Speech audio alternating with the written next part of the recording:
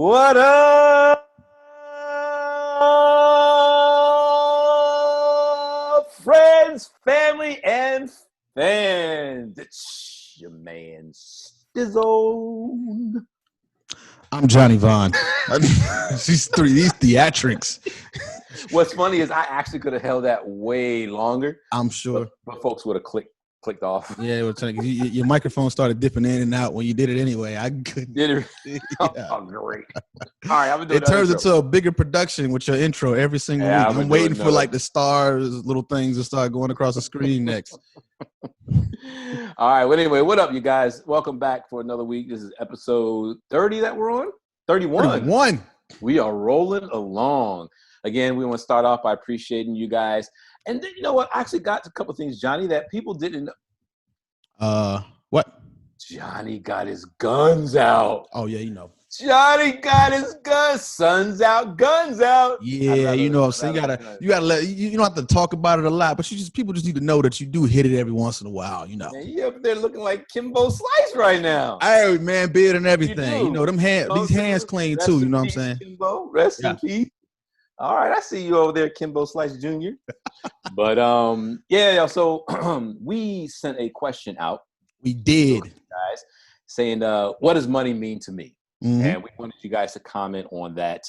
And the reason why I sent that out is we are in this situation now, and if you're for some reason you're listening to this from the future, we are in the middle of a pandemic right now. Maybe we made it out. Maybe we didn't. We didn't. I don't know. But and so a lot of things have changed, and obviously economics have been hit extremely hard. Absolutely. Companies now, J. Crew filing for bankruptcy now. Yep. So, and of course, people still waiting for the stimulus checks. Yours truly. And are you? Go check your status. Go to the IRS website and click on the My Payment.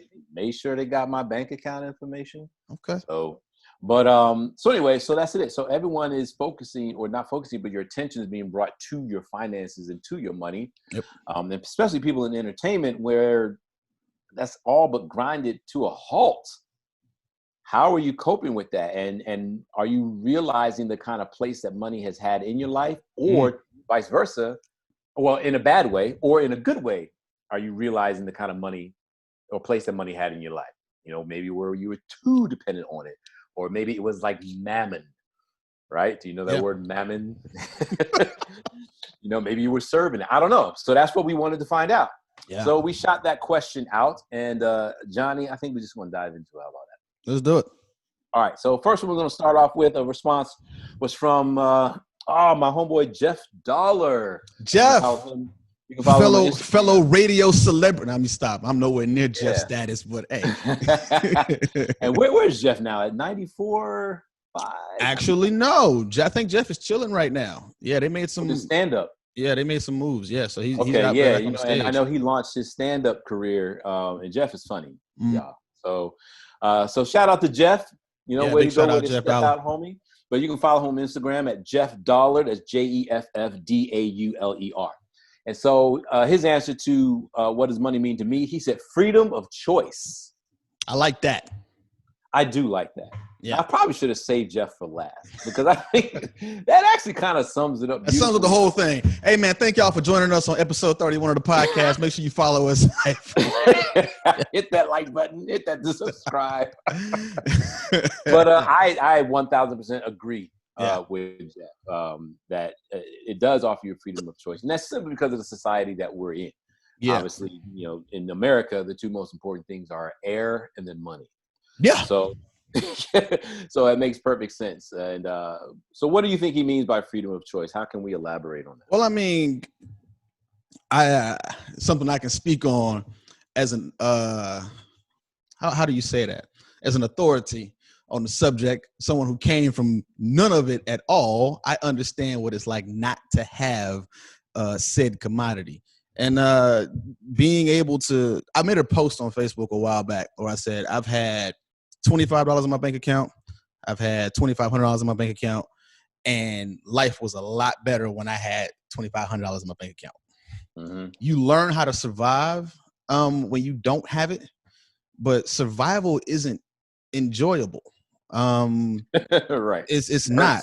Now Damon John's got a dope book, The Power of Broke. I think everybody should go read that because it tells you how to tap into, building yourself and figuring out what to do with your career and how to set a brand when you don't have the financial means to do it.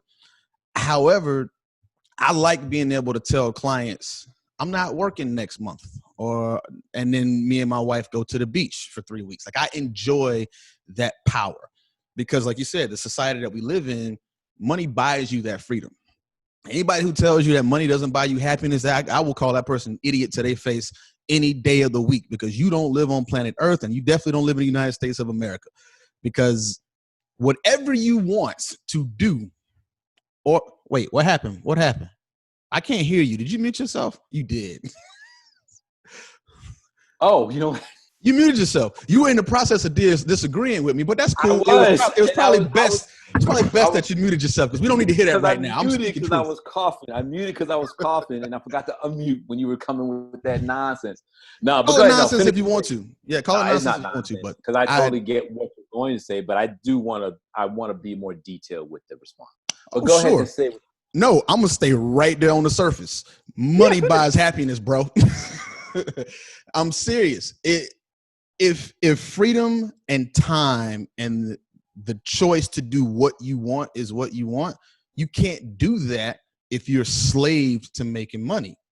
Now, if you have it and it makes itself, like if you've got residual incomes, if you're living, off of capital gains and you don't have to work for somebody else, you can make those choices. Money is what bought you the power to be able to make those choices. And whatever falls under happy for you, whether it's going fishing, that's what I was going to say, bowling, all of that stuff, you need time and freedom to do, and money buys that. So here's the thing. So this is how I want to balance that out, because I'm not disagreeing with you, but there are caveats to it. So I think a more specific way is, money can buy happiness, but you don't have to have money to be happy. Would you say sure. that? Yeah. That's because as soon as you say money buys happiness, I'm sorry, but people do automatically think, well, I got to have money to be happy. Well, okay, so that's not what, let me go, and we can get real philosophical on this level. I'm not trying to. I just know how people think and how they take one thing. You're absolutely right. But that's why I said I'm going to stay on the surface with it. I'm going to say this too, and people are going to hate this. The majority of people have not evolved to the point to where they can be happy without money. Most people have not evolved to the point to where contentment and solitude and the lack of is enough for you. Most people don't have that.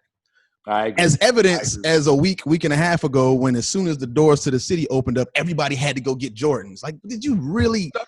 Jordans, right? That's what you needed to do. That's what made you happy. Fulfilled. That's why I say I'm going to stay surface level, because the majority of people I don't think are at a mental. Even me, there are a lot of things that I'm cool with. I could go for weeks at a time without talking and being in my house by myself, and I can be content and happy in that. However, I need to get out and go shoot some hoops or go for a run at some point. I need that. Exactly. That's just, what was Damon's book called? The Power of Being Broke? Yeah, Power of Being Broke. Yeah. Or The Power of Broke. I think it's The Power. The Power of Broke. Yeah. The Power of Broke. All right. I want to make sure we remember that hashtag. Give them a shout out on that. Oh, I'm gonna put that on there, definitely. But no. So yeah. So we're on the same page, now where that's concerned. Like, to me, another way of putting it, that it still lines up with what Jeff was saying, is I always say that money is an amplifier. And I learned this years ago, and I think it's true. Money's an amplifier. So, with Jeff's thing, the freedom of choice is, that's so poignant, because it literally gives you the choice between junk food and fresh food. Yeah. Right down, you know what I'm saying? Like, even down to your health, a lot of people, because they don't have the money to make the choice to eat healthy, as opposed, because it's a lot cheaper. Cheeseburgers on the dollar menu is a lot cheaper than that Cobb salad from Chick-fil-A. And let me tell you something. I love living in the United States of America, partially because it's the only country I've ever lived in. It's the best country in the world. I don't have any other basis to compare it to. I don't really have a whole lot of other apples to compare to. But I have been to other countries, but not long enough to know what it'd be like. What it's like to live there, yeah. But just this whole thinking that we're so great. We're a great country. I'm Mhm. not saying that. But we really do kind of need to have to come off of the whole greatest country in the world thing. You can't do that. You It's said you hard to can't? do that because money has bought that facade. And this is Well, this is right. another And thing the about, key word there is facade. You yeah, know what I mean? money has Somebody, paid for that facade. what did somebody say? Someone said America is, oh, I wish I could remember that meme. It was something like America is something in Gucci shoes or something. I Ooh. forgot what it was. But my point is when I look at how we thrive on us being sick and unhealthy, so much of America's prosperity relies on two things: sickness and Mhm. debt. Yeah. If you Well, take that's away it. sickness and if you take away debt, this country, the way this country has been formed to operate, we would fall flat on our faces. Well, you're seeing it happen right now.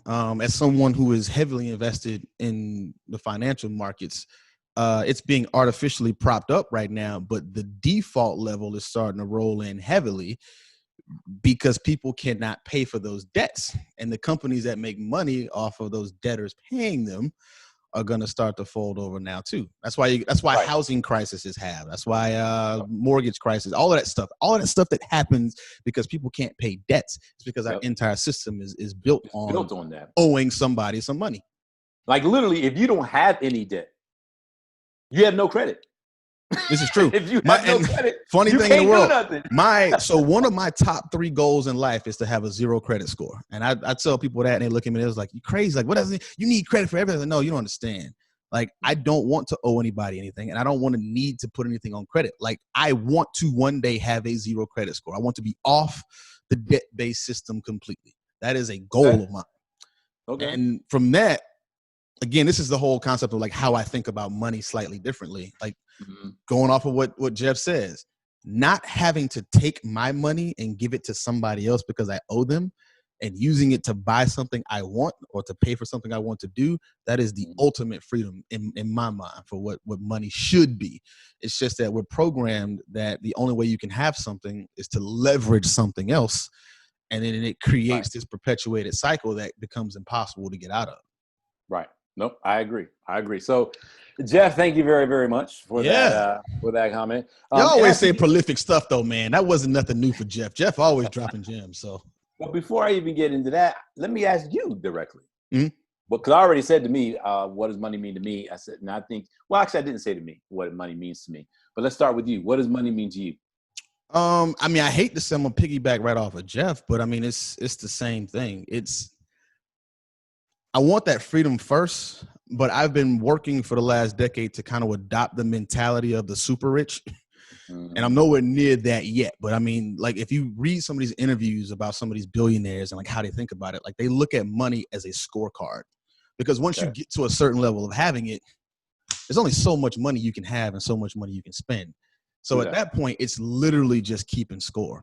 And that's kind of how I've tried to get myself in the process of thinking about it. Like, I've got a certain number of properties I want to own. That's my scorecard for that. So there's a certain dollar amount that is going to be required to do that. Right. So it's kind of a mental game more so to me than it is like a life's blood that we've been bred to believe it is. Not diminishing that you need it, because obviously in a capitalistic society you have to have it to buy whatever it is you need. Right. But just trying to train myself to not look at it so much as I have to depend on this, but using it as just benchmarks for my personal achievements. Gotcha. Yeah. Honestly, mine lines right up with Jeff. And I said, what money means to me is choices. You know, it's whether or not I want to get up at 6 a.m, or whether or not I got to get up at 10 a.m. Yeah. You know, it's whether or not I want to. Well, what do you want to get out at all? Or want to get up at all, right? Well, I do want to get up. I do want to do that. Well, I didn't say don't wake up. I said don't get up. Oh yeah, okay. I definitely want to wake up now. Images of bed sores and all that stuff. No. But yeah, to me, money's choices. So that's what money means to me, and we already kind of went into that with Jeff, so I agree with him, and that's actually my answer. I know. Our man Sheldon at 6'4" Chicago. Shot in the house. Yeah, SIXFOUR Chicago. He says money is a tool. I mean, absolutely. That's textbook. But Sheldon actually is a financial guy. He actually helped me get my credit score right back to where it's supposed to be. Y'all need to get at him. If y'all What is that supposed to be, Stone? What's it supposed to be? Well, okay, here we go. For the things that I want to do, there you go, that are required in this society. Got you. There you go. He got it to where my credit score is required to be. All right. How's that, John? There you go. I like that. Did that fit you? Yeah, that works for me. If we're gonna be specific, we got to do this for everything. We're gonna be Pacific. We'll be Pacific, exactly. But he says money is a tool, and I agree. Mm-hmm. And when you see money as a tool, though, it also decreases money's ability to become a bondage to you. When you see it as a tool, not a luxury, right? Or just a feel-good thing or whatever. Like, you see it as an actual tool, you then give money purpose. Yeah. And whenever you give anything a purpose, you tend to operate in that lane with that thing. So this is a guy, how we talk about how this country runs on debt and stuff like that. This is a guy that knows how to use the system of debt in this country and the loopholes and ways around it. Mm-hmm. And he sat on the phone with me. I mean, he was schooling me on so much stuff. Some of it I knew, a lot of it I didn't know. And something that I learned where credit scores are concerned. So a lot of people, those of us, the majority of us who believe in the whole credit score thing, right? The perfect credit score is 850. And you get a lot of people who, if they truly are trying to get themselves together and interested in improving their credit score, they want to get up to an 850. What I learned is that the two biggest lenders, mortgages and car and auto companies, they only require a 760 or better. And what I found out is that those with an 850 have no better advantage and get no better benefits than someone with a 760. Right. So once you hit 760, you're good. Everything else after that is just, it's like it's vanity or a star sticker or a pat on the back and say, hey, keeping I'm score. Perfect. Yeah, it's just truly keeping score at that point. Yeah. But that's something that I never knew. So it takes a little bit of a load off you guys who may be sitting at a 780, which is really, really a super sweet spot. But if you're sitting at that 780, you're like, oh man, I got to get up to 800. Chill out. You're not getting any. You're speaking up here, our level of privilege, and I'm going to say our because I'm kind of with you. But I know people who didn't even know that the score went past 700. Like, I know people who didn't know. I was that for a while. I thought 700 was perfect. You thought that was it? Yeah. I thought that was it. People don't know that. So, like, that's the goal because they're in the 580, 620, right. 670 range. Right. And, I mean, again, for the system that it is, if you're buying things on leverage or borrowing money to do something, then you have to show some credit worthiness because people need to trust that you'll be able to pay them back. Right. I think that's just buying into the system though. And again, guilty as charged of it because I'm leveraged on certain things myself, but I try to use it for other things. Like if I'm leveraging something, I'm leveraging it to invest in something else and not necessarily to buy a liability. But again, these are different trains of thoughts, not knocking anybody else. I know a whole bunch of people who went and swiped that credit card to get them new fire red Jordans last week. So cool. More power don't to see you. Money as a tool. Yeah. I'd never put Jordan on a credit card personally, but that's just me. But again, if that's what money allows you to do, again, it buys happiness. That's why I said what I said. And if that's what's going to get you happiness, then technically they are using it as a tool. I just think that you can bury yourself in certain holes that you can't get out of by using tools the wrong way. You like to use the knife screwdriver example. Screwdriver, yeah, exactly. Yeah, exactly. And if you try to use a butter knife to do a screwdriver tool too long, you're gonna snap that butter knife. And I think that's kind of the mindset that people have gotten into is that they have this thing and they can just use it and use it and use it. The government's doing it right now. Like I said, it's the Federal Reserve, because they have a printing press, quote unquote printing press of money, because money doesn't really get printed like that anymore. They're doing the exact same thing. They're using it as a tool, but within the confines of the system, they're digging a hole that they can't get out of, which is going to cost generations after us paying it back. So it's the way you look at that tool is very, very important. So just saying it's a tool is right. But, so shout out to Sheldon, right? For placing it the way he did. Absolutely. But definitely want to go into more details on what type of tool and how to use those tools, because if people just say, "Oh shoot," then yeah, and then somebody sends you a $20,000 credit card, and then you're like, "I got this tool," and then you just swiping away. Nah, I got this tool. I'm just, Yeah. I got the sprinkler. The sprinklers gonna make it rain. Exactly. Everyone feel cool. Everybody cool out there. Yeah, exactly. You want to use it more like a, like a feather thing instead of a machete or something. Yeah. All right, so we got Groovy now. I wrote this down because it was off of Twitter, okay, and I forgot the person's real name. But it's Groovy, and they said money to them is a mentality. Yeah, I like that. Yeah, I think that breathes into what I said. So did they go in depth into that at all? No, she said money's okay. Just left it at that. Yeah, at that. Yeah, but but we can interpret it. I think we're going to interpret it the way they probably meant it. Mm-hmm. You know what I mean? And that is like with anything. To be honest with you, it's how you think of it, it's how you perceive it. Yeah, which is what we've been talking about. Is it a tool or is it just a luxury? Mm-hmm. But knowing this person, because I think I actually know who Groovy is, more so what she was leaning towards about it being a mentality is not so much how do you think about money, but even whether or not you have it and can get it at any period of time. Okay. And I know how she thinks, and we've talked about this before. So part of her meaning is also with that too, having a money mentality. And you have what you attract, and you attract what you think about, right? And so, and that honestly, there's a reason why a lot of these rappers and stuff, some of them legit have money. Now, how they go about getting it, that can be left up into interpretation and up to what you believe in and what you don't believe in to stand for and don't stand for. But the bottom line is they always thinking about it, always talking about it, always wanting it. They're going to attract that thing one way or another. Mm-hmm. You know what I mean? Saying so there really is a very, and I'm not going to go to the whole law of attraction thing, but that is a thing. That's the thing.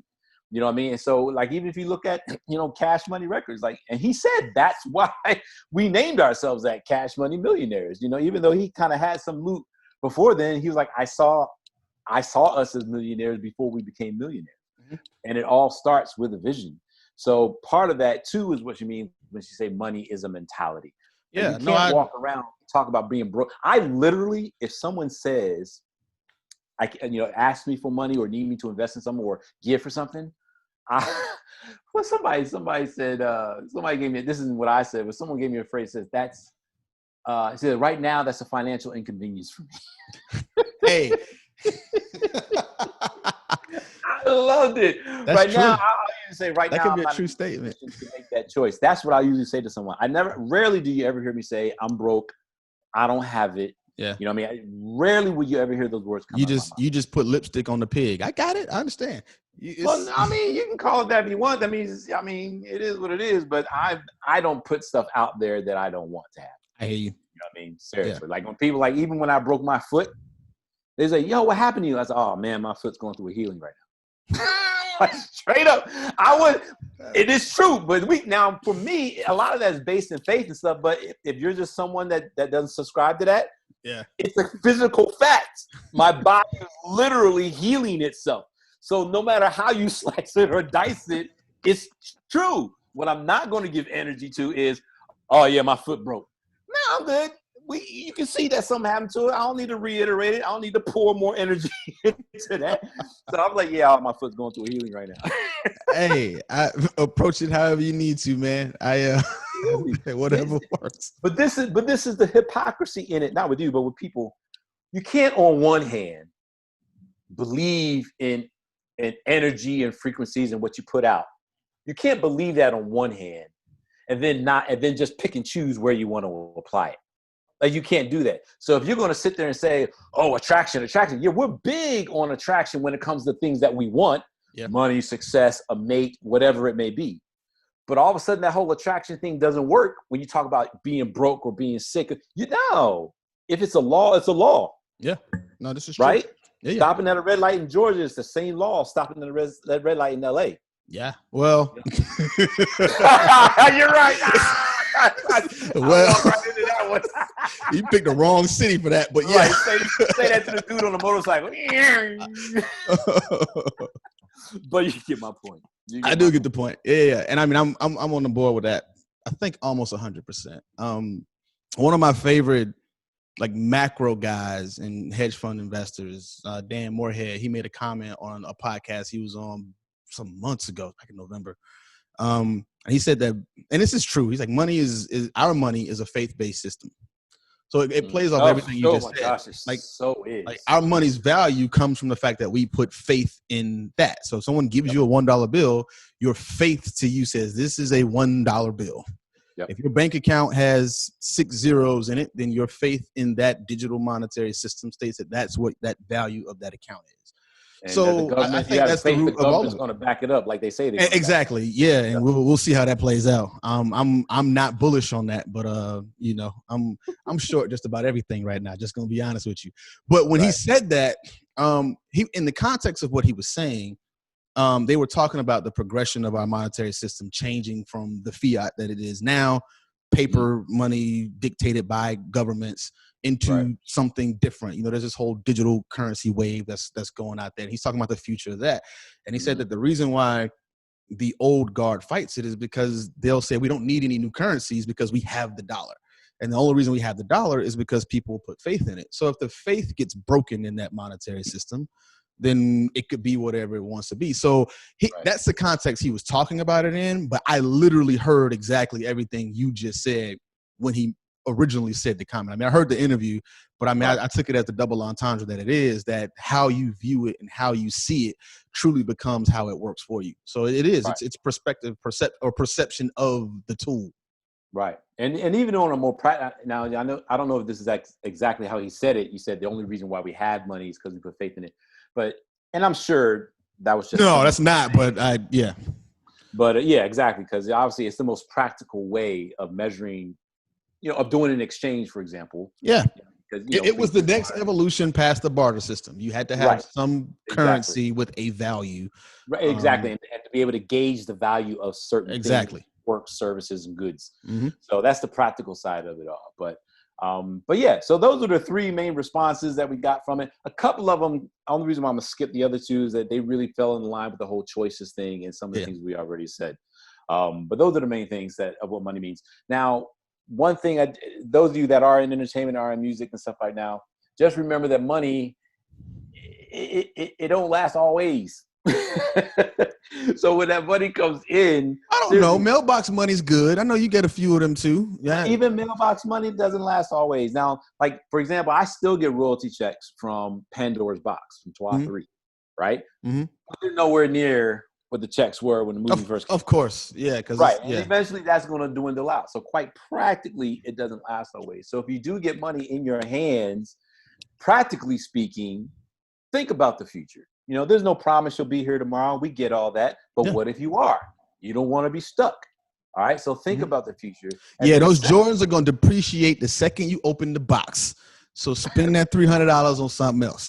Yeah, like buying a car. Everybody want that new 2021. Yeah. I think it's doggone. What was that? What did they say the rate is? Is it less than 10%? Yeah. The second you drive it off the lot. Yeah. Yeah. It depreciated at least 10%. That's I would.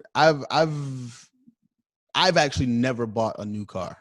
And me neither. And never will. I take that back. I'm not gonna say never will, because my wife has been asking for something very specific, and that's probably because I need some brownie points. So that was probably going to be. That's a necessity.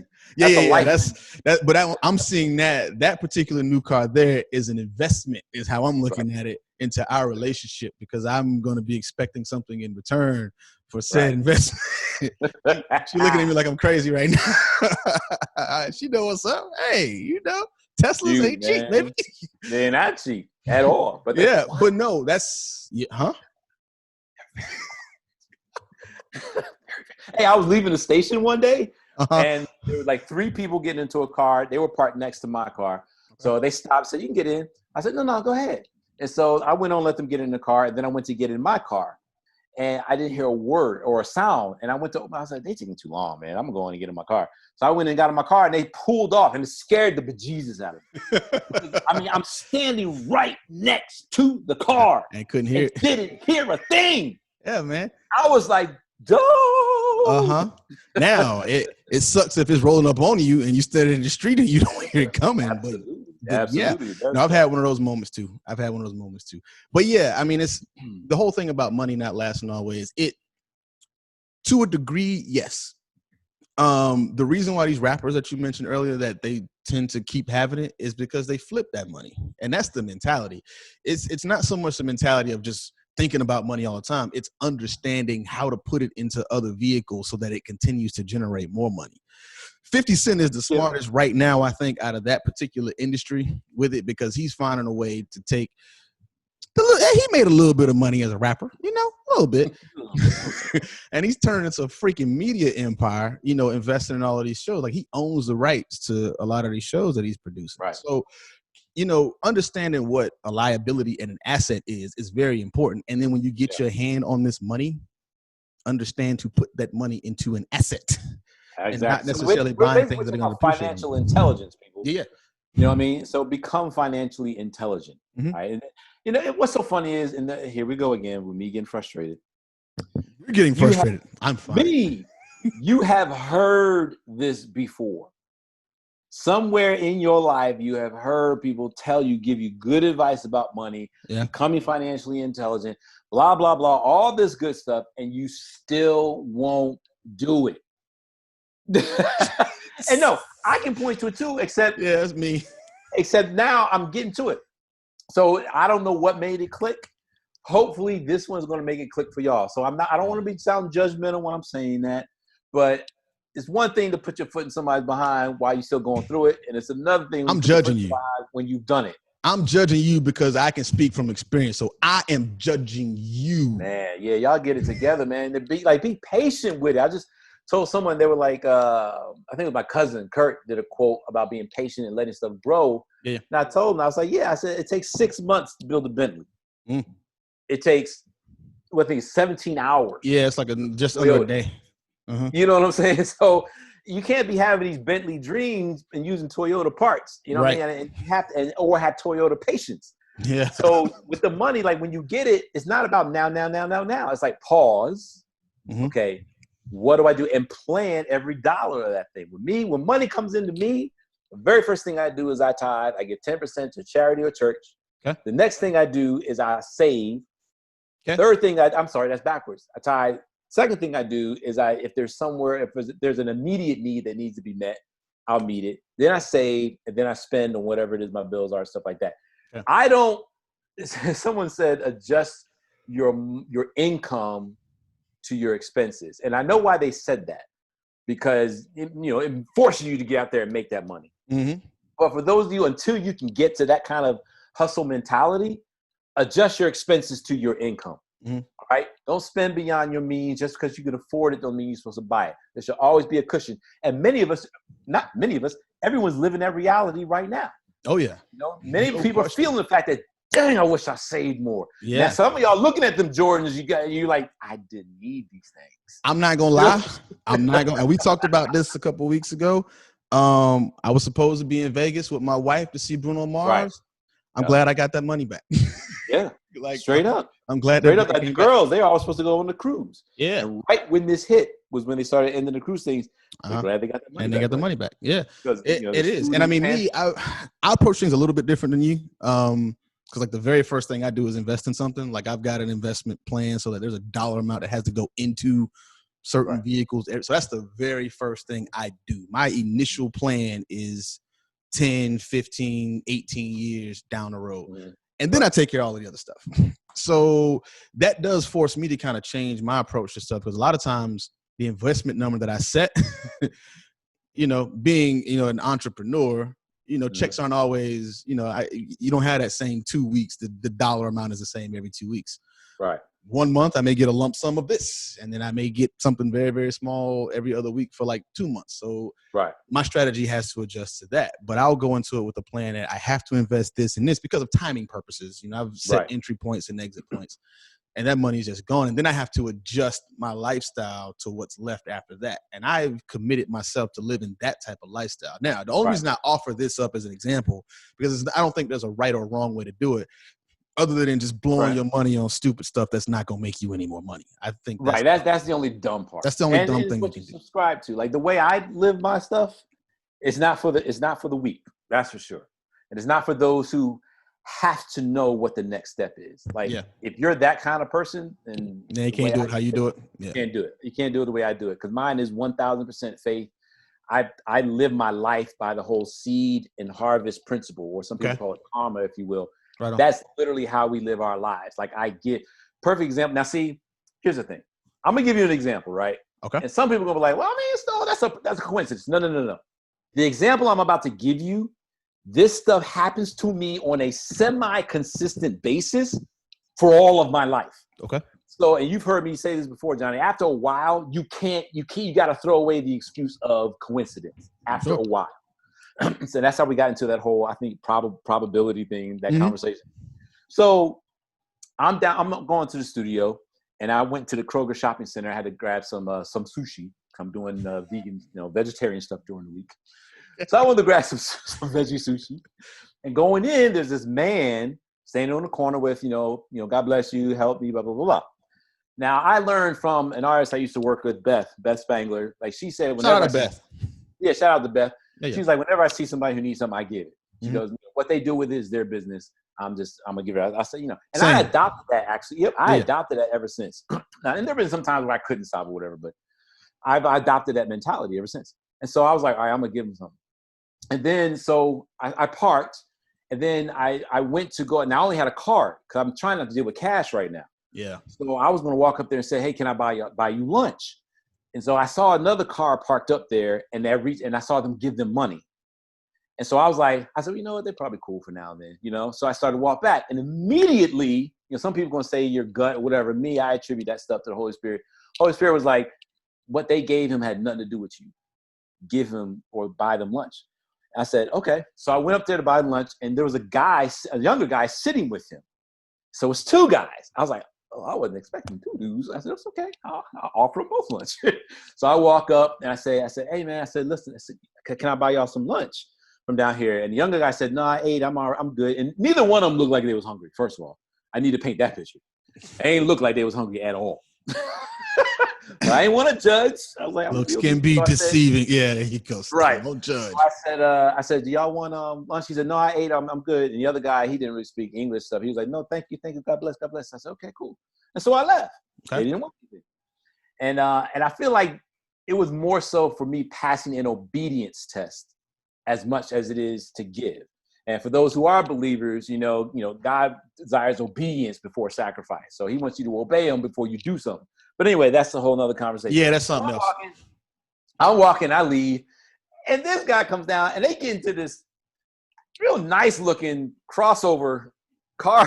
And I'm like, I'm so glad I did. But I said, it's all right. It's not on me. It's fine. I obeyed. That's all I know. Long story short, so Tasha and I were going to Florida. She's going to get a stem cell injection, the second one. Those things are pretty cool. So we're going down there, and so we're budgeting, and I had no money coming in from the studio with nothing. So we're budgeting for the meals that we're going to do. A lady she walks dogs for just sent us 3 anniversary cards with like $250 worth of gift cards, like Visa gift cards. But the thing is, when we were budgeting to eat, the amount was just over $200. And so I was like, see, and that's how I live my life. You know what I mean? Now, don't get me wrong. This ain't some spooky crap. I work. I grind. I do finance. I save. I invest. I do all that practical stuff. You know what I mean? But that's what we call the natural. But to me, there's another realm where you can add to that natural, that supernatural. I always tell people favor ain't fair. You know what I mean? So it don't matter. I just give. And my life has been lit. I have lived so much in my life off of receiving from stuff I never would have counted on, and I never could have bet, and I never could have told you how it was going to happen, but it just came when I needed it. So these are two economic systems, very real economic systems, y'all, and both of them can be lived, but I just want to share both sides because both of them are real. You subscribe to whatever fits you, just like Johnny said. Whatever fits you, that's what you subscribe to. Absolutely. So anyway, all this got into what money means to me and stuff. But I think it was a good talk. I think we got some nuggets for you guys to chew on. Yeah. Really think about it too, because the one thing I want you to take away from this, even though we didn't talk about it specifically, but it's always an underlying tone when you talk about what money is don't allow it to become an emotional attachment. Say it again. Say it again. Say it again. Say it again. Say it again. Say it again. Oh. Shout out to Pinky. You gotta say. You gotta say it.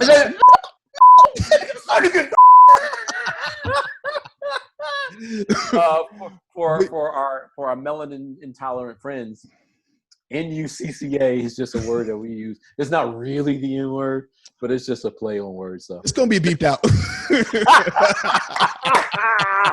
I will beep it out anyway. But all right, well, then, hold on. This is gonna be so mean. No.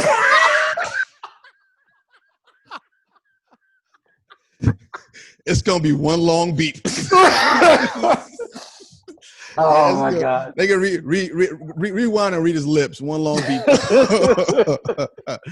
yeah, no, the emotion is it emotion? No, don't be emotionally invested in it. I mean, obviously, whatever you do to generate it can be an emotional investment, whether you're building a business, whether it's your job, whatever it is. There's going to be some emotion attached to that. But don't allow the emotion to become attached to the currency itself. Right. That's the most dangerous thing you can do. Yeah, exactly. I mean, from speaking from an investor's perspective, I mean, that's the number one thing when you're learning how to trade that they try to teach you is you have to detach yourself emotionally from the money. It's always important to see it go down so that you can experience the shock and know what it's like to lose it. And it's always good to see it go up so you can see what it's like for it to come in, and then you temper both of those emotions. Because again, for me, it's about I'm training myself to understand that for me, it's about keeping score. And it's that tool to buy me the freedom to do whatever I want to do. Right. But if I become emotionally tied to it, if it goes down, I'm going to panic and it could cause issues. Or if I get too elated on ups, it can create greed issues. So, you have to temper all of that stuff. And again, I'm not going to say that's easy for anybody to do because some people just love money. Floyd Mayweather is one of the people in the world I like to look to as the prime example of how not to treat money, because he loves it so much. He has its own seat on his private jet plane just for his money. And I can't wrap my head around that. I get the showing off thing. I get the stunt pictures and stuff. But that's beyond just being in love with wealth. But that's deeper. That's even deeper, though, than just the money factor. Now, and we're not going to get into it because, again, it's going to sound judgmental, some of that. And I'm not trying to be that. I use that as an example because it's very public. Yeah, that's more of a psychology thing. Yeah. That's caring what other people think about you and stuff like that. And a lot of your life is lived by how you look to other people. Yep. That's what that is. So, yeah, that's and not to contradict us, because we do say, especially in our industry, perception is everything to a degree. But when you're just showing off money for the reactions to it. So let's balance that though. The reason why we say perception is everything is because it should come down to who your true self is. Right. And it's not so that you can get other people's approval. It's so that other people can deal with you on your terms. Exactly. Based on who you are. So therefore, it's important that you give them that perception of who you are, so they then know how to deal with you. Not give them perception of I'm this person, so you can get their stamp of approval. Mm-hmm. That's a completely different thing. So that's not what we're talking about when we say. And again, when I use the general term emotionally attached to the money, I mean any emotion, whether happiness, anger, all of it, all that stuff. Yeah, it's every single cortisol, or what's the other thing? The feel good dopamine. Yeah, that instant gratification. Gotta balance those two. Exactly. That's all I got, man. Man. Yeah, me too. It was a good topic. So look, you guys, as always, and don't forget, we are on YouTube.